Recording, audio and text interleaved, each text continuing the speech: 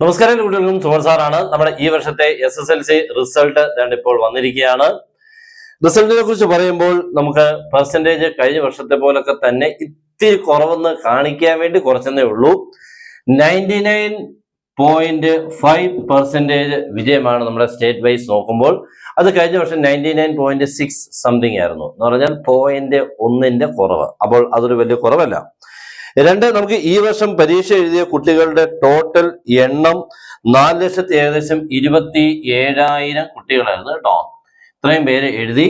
99.5% എന്ന് പറയുമ്പോൾ അറിയാമല്ലോ, 0.5 കുറവ് എന്ന് പറയുമ്പോൾ ഏകദേശം ഒരു 2000 ചില്ലുവാനും കുട്ടികൾ മാത്രമേ ഈ വർഷം തോറ്റിട്ടുള്ളൂ. അത് ഭയങ്കരമായിട്ടുള്ള സംഭവമാണ്. നെക്സ്റ്റ്, ഈ വർഷത്തെ ഫുൾ A+ ഏകദേശം 61,449 പേർക്കാണ് ഫുൾ A+ കിട്ടിയത്. അത് കഴിഞ്ഞ വർഷത്തിനേക്കാളും ഇത്തിരി കുറവുണ്ട്. കഴിഞ്ഞ വർഷം 71,000 ആയിരുന്നു സംതിങ്. കഴിഞ്ഞ വർഷം 71 സംതിങ് ഉണ്ടായിരുന്നു. ഈ വർഷം അത് 61,000 കുറഞ്ഞിട്ടുണ്ട് എന്നാണ് പറയുന്നത്. അതൊരു ചെറിയ കുറവാണ്, കുറഞ്ഞിട്ടുണ്ട് കേട്ടോ. അത്ര മോശമല്ലാത്ത രീതിയിലൂടെ കുറഞ്ഞിട്ടുണ്ട്. പിന്നെ ഏറ്റവും കൂടുതൽ വിജയ ശതമാനം വന്നേക്കുന്നത് കണ്ണൂരാണ്. ഏറ്റവും വിജയ ശതമാനം കുറഞ്ഞേക്കുന്നത് തിരുവനന്തപുരമാണ്. പിന്നെ നമ്മുടെ ഏറ്റവും കൂടുതൽ വിദ്യാഭ്യാസ ജില്ലകൾ, ഏറ്റവും കൂടുതൽ വിജയ ശതമാനം വന്നേക്കുന്നത് പാലയുണ്ട്. പാല. പിന്നെ നമ്മുടെ അടുത്തുള്ള സ്ഥലമാണ് മാവേലിക്കര. ഏറ്റവും നമ്മുടെ അടുത്താണ്, 2-3 കിലോമീറ്റർ ഉള്ളൂ നമ്മുടെ വീട്ടിൻ്റെ അവിടുന്ന്. അപ്പൊ അത് കിട്ടിയ നമുക്കൊരു സന്തോഷമുണ്ട്.